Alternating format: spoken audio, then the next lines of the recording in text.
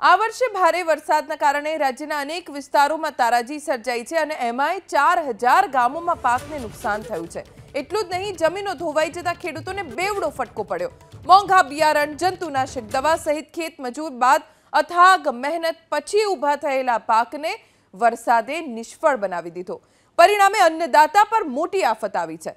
પ્રાથમિક અંદાજ પ્રમાણે ગુજરાતમાં ભારે વરસાદથી 4000 ગામમાં ખેતીને નુકસાન થયું છે। ખેતરોમાં ઘૂંટણસમાં વરસાદી પાણી ભરાતા ઊભા પાક ધોવાયા છે। ખાસ કરીને આ વખતે મગફળી અને કપાસનું બમ્પર વાવેતર થયું, ત્યારે આફતના વરસાદે ગુજરાતમાં વિનાશ વેર્યો છે।